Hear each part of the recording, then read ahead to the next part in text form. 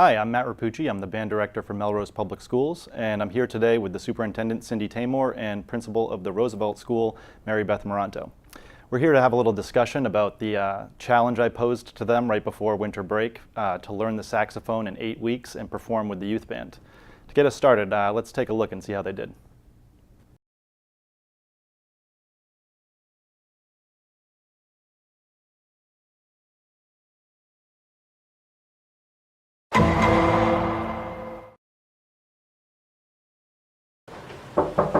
You have a minute?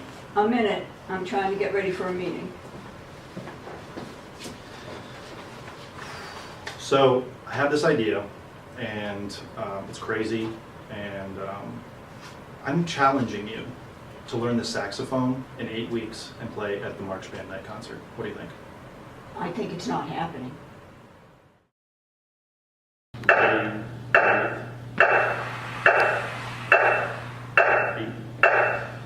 Space between notes doesn't do anything. It's just a physical spacing to print it. I was trying to think of a project just to relate to the band, where music is something that sometimes kids aren't sure if they could sign up for, and I wanted to show kids that this is something, if you want to do it, you can do it. I've spent enough time with the superintendent going over logistics for the band program to know that she thinks she could not do it. She's told me this many times over the past 6 or 7 years, so this to me was the challenge. So after Mr. Rapucci asked me to do this, I initially said no because I know how bad I am at music, and this was really outside my comfort zone. But two things happened. First of all, Miss Moranto was going to do it with me, so I had a partner, and that helped, and she's just as bad as I am.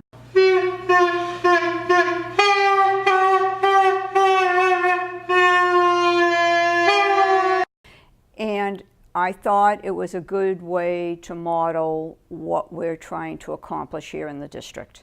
We've shifted from teacher-centered to student-centered learning with an emphasis on personalization. Personalization doesn't mean you do what you want to do when you want to do it. It means you recognize what your challenges are, what you want to learn, you set reasonable goals, and you persist to achieving those goals. I was extremely nervous at first, but what actually calmed me down is the fact that we didn't even hold the instrument for 3 lessons. There was so much background building and finding out what our background knowledge was, so that when we got the instrument, the saxophone, in our hands, which itself could be intimidating, we had already experienced a little bit of success. The experience has been difficult, I have to admit that. It's gotten better, and it's gotten to a point where I actually enjoy practicing because it gives me something else to focus on and to think about. People have wanted to know through the process as it came out that they were doing this, how they were doing, and I really have to say they did really well. This was not easy. There's obviously a lot of pressure on them to actually pull this off once people knew about it, and they worked hard. I think it has real value, and of course we all know from the research the value of the arts to other learning, and so I could really see encouraging any student to pursue this. I just hope I don't embarrass the kids during the concert. If you watch us out there on the football field, or if you come to Memorial Hall and see us play for our Pops concert, and you think, wow, I would like to do that, you can. You can learn. We will teach you. It's not just me. There's a whole team of people, including upperclassmen. If you're in the youth band, we have high school and middle school mentors. The way that we operate as a band, and the orchestra is the same way, it's like community learning.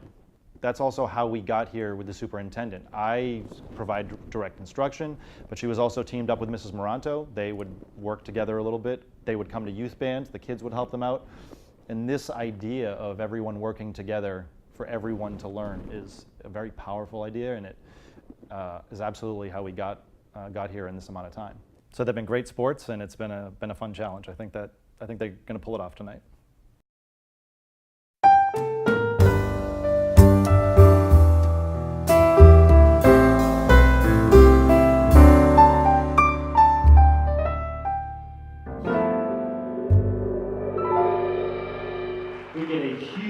Melrose welcome for Superintendent Tamor and Principal Moranto.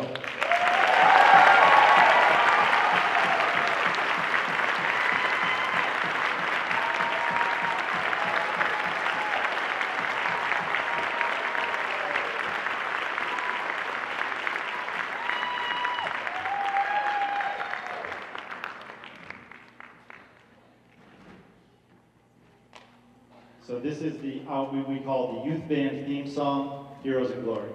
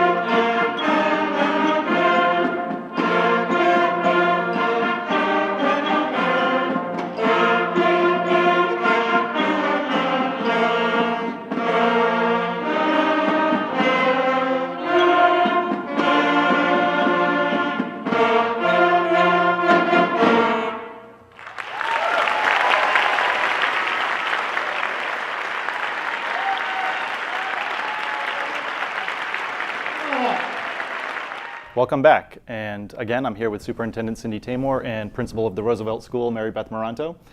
And so could you tell us how the concert went for you, from your point of view? I think we did okay. I think so too. I think the kids carried us at some points. I will agree. You know, we certainly were grateful for our partners. I had a woman on one side of me. I know Mary Beth had Roosevelt students next to her, and they were both very kind. Absolutely. It was exciting. It was exciting to, at the conclusion, I felt like I was successful, and I felt like I was part of a group. And it was a nice feeling. Yeah, we talked the day afterwards, and I was excited because you were so excited still the next day.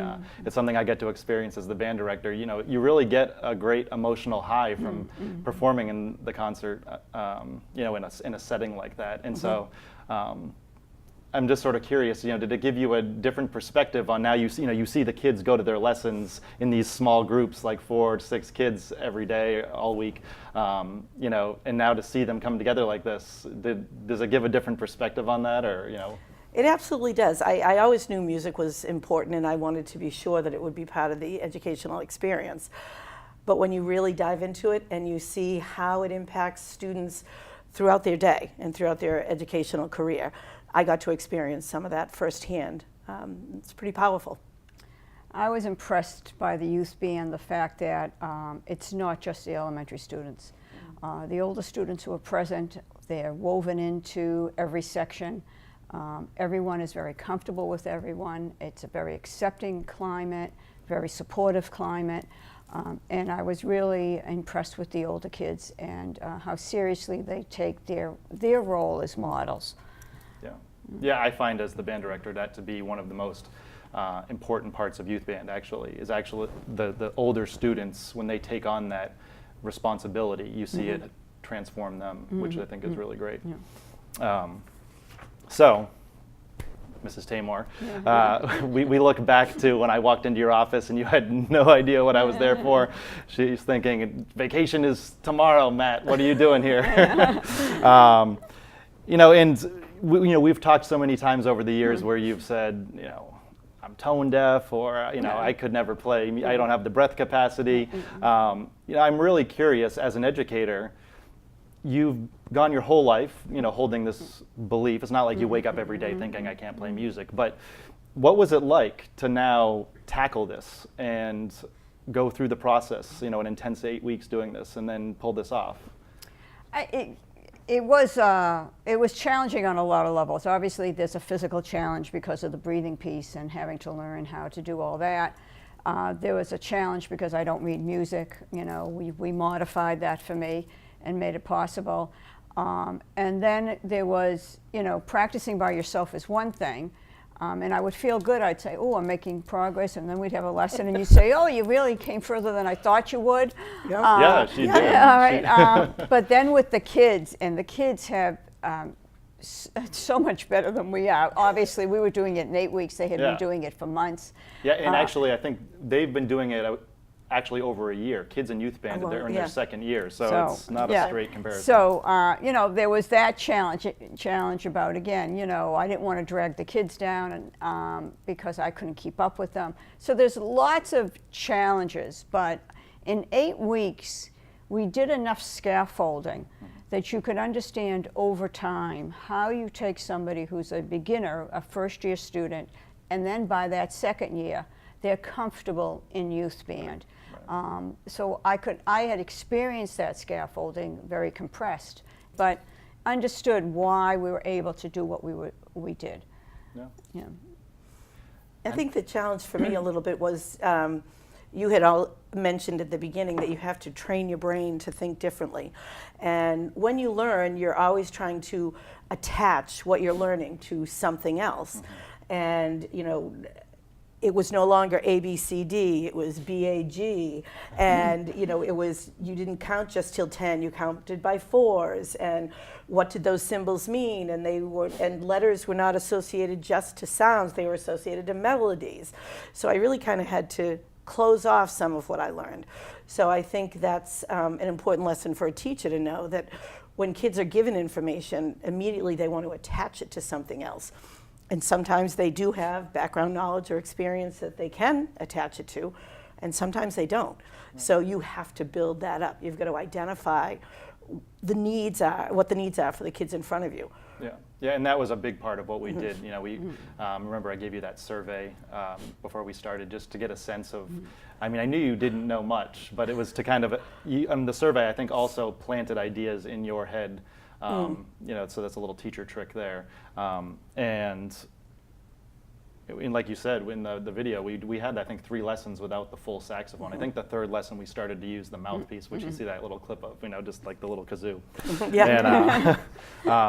But yeah, that was an important part. And for me, I think it was great for us I was able to sort of share what we do in the instrumental curriculum with you. And we did get a few insights. I said, do you understand this? Like, how is this being phrased in a way that's confusing for you? And the one standout was when we talked about, is this note on a line or a space? Remember that? And we learned how we teach kids to write on a line when they're learning to write, and how in music we would say that note is on a line, meaning the line went through it.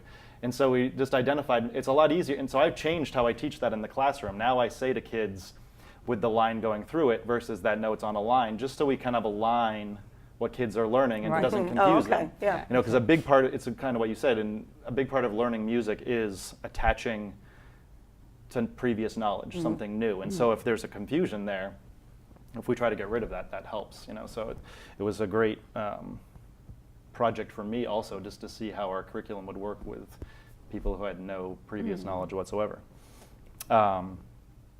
I am a little bit curious along that topic of parts of education that might align. If you learned anything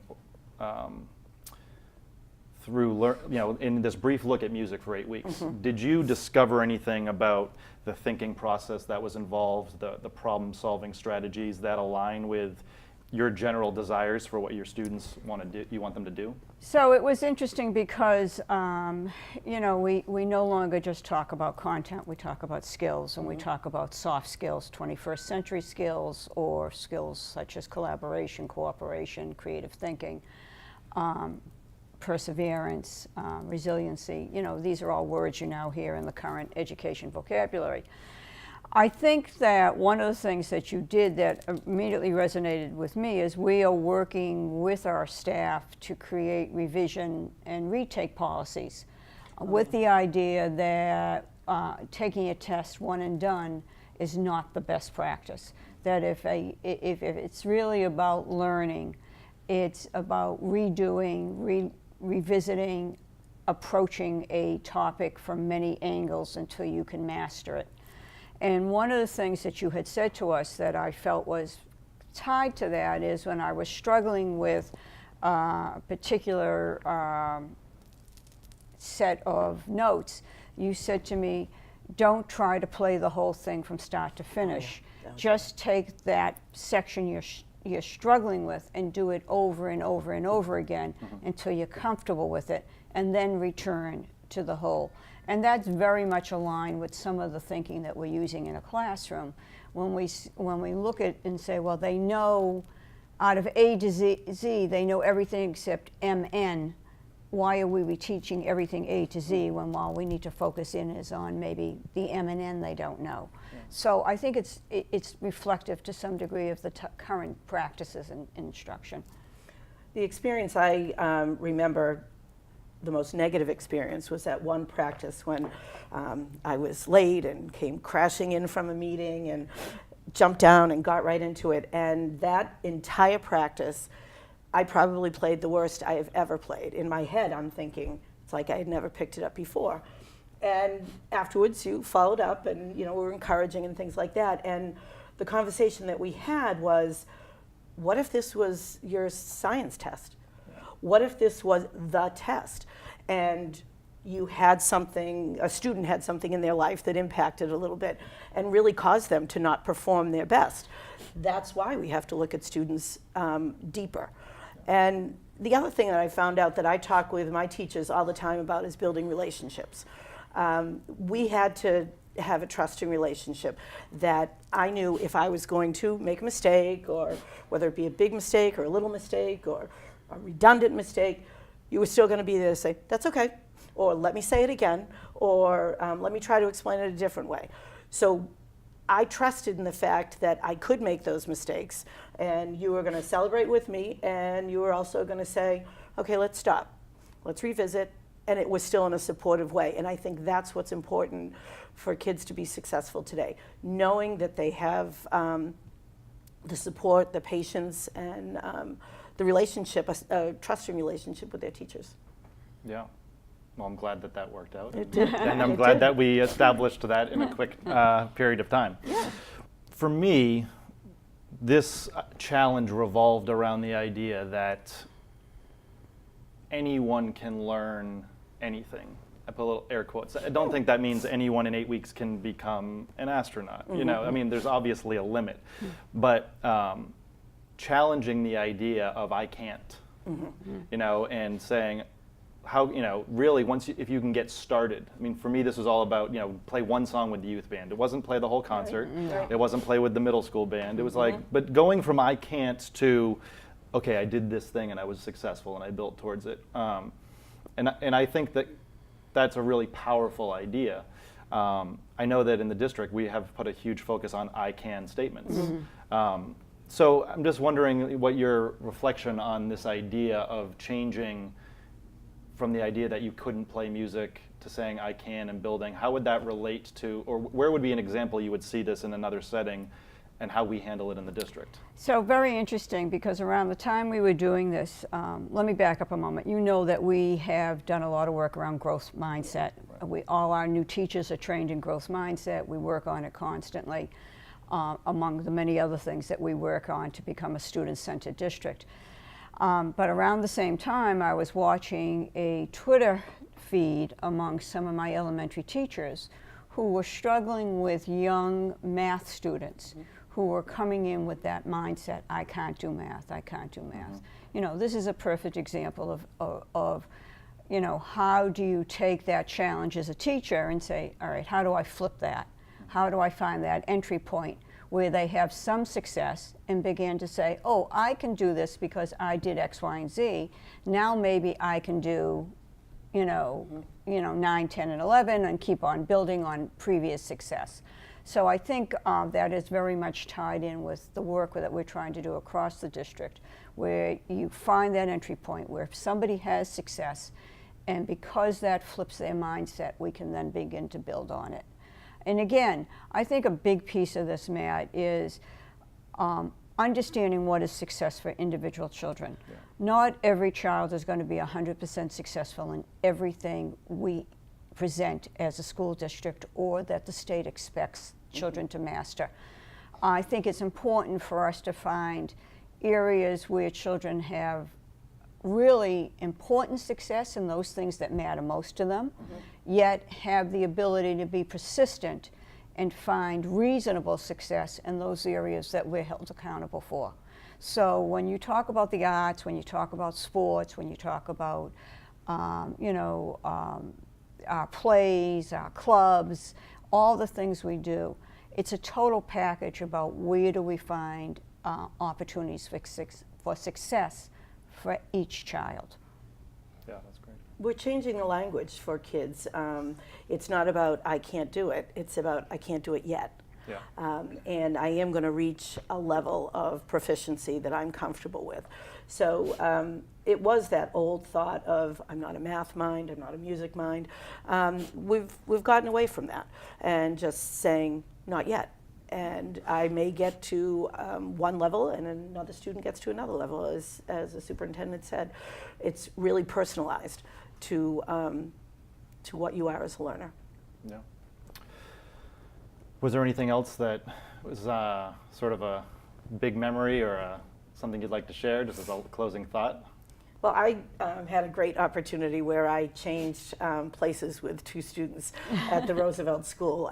They were the teacher, That's and right. I was the I student. caught you in that. I remember that. It was so exciting because, I was surprised that they were excited to do it. I thought they might think that was a little weird. And it really felt strange to me at first, but they were so passionate and so excited for my success that they really took it on. And I thought, that must be something we're doing as a community, whether it be at Roosevelt or in the whole community of Melrose, to be able to say learning is being part of a team, and we all want to be successful. And that was a lot of fun. Yeah. I'm really proud of the support they gave me, and they definitely helped me to meet a goal that I might not have been able to meet on my own. I think along the same lines, it wasn't just me and Mrs. Moranto. As you know, Mayor Inferna was involved. Right. She does have music background, but as she had said to me, it had been many, many years. I think that was an important message for the students in the youth band and hopefully some of the people in the audience, that, learning is not age dependent. It's not, and it was taking a risk is important. And it was a lot of fun. We had a lot of laughs. But I think it really, we hope we said to other staff and to the kids, it's important to take a risk, to step outside your comfort zone. Yeah. Because believe me, for this was way outside. It was outside. I mean, for me, it started with, as I mentioned, the innovator's mindset theme with the band, and I was looking to challenge myself in a way that was believable to the band, because the band knows me well. They would know if it was like a fake challenge, and people thought, challenging you was definitely a risk for me to do. Yeah. Right. And one of my biggest takeaways, and I believed in this idea because I see it happen with kids every year, year after year, the idea of, and for me, this would be my message as a band director. I see people and kids every year think, I don't think I can do this. Not everyone's adamant about it, but it's that unsureness. It's not self-doubt, but it's like, I'm not sure if I can do it or not.